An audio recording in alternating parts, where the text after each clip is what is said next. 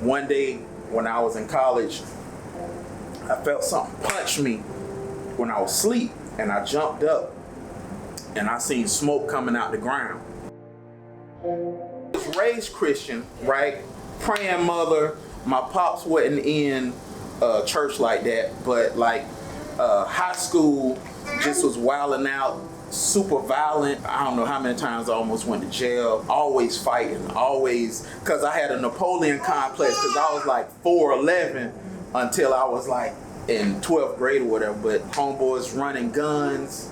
I never was in drugs or anything. I just liked to fight and be violent and all that. But I got saved when I was 15, believe it or not. Yeah, so I've been living for the Lord then, but I didn't stay in the church. So when I went to college, I went back into secular music, was making strip club anthems. I was.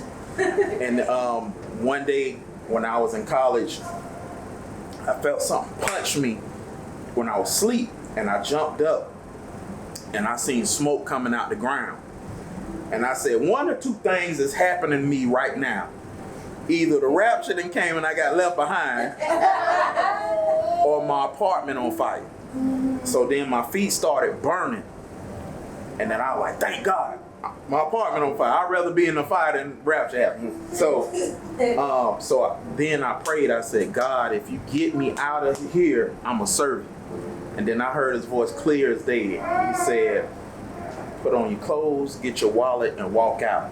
And after he said it, then I started hearing people beating on the walls and yelling, get out, boom, boom, boom, boom, boom. So then I got everything. And when I opened the door, it was gray, white, and black smoke just came in my face. And I remember I heard him say, walk, not run.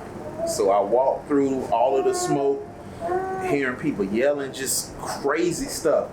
And when I got out of there, I called my dad back home in Jacksonville, and he was like, son, it's just time to come home. But when he said it, I didn't hear my dad say it. I heard that was like God saying, it's time to come home.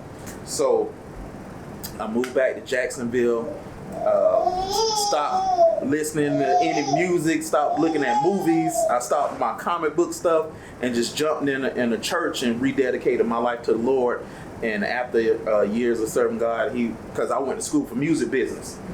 And then one day the Lord was like, I didn't send you to Nashville to learn about music business. Now pick it up and do it for me.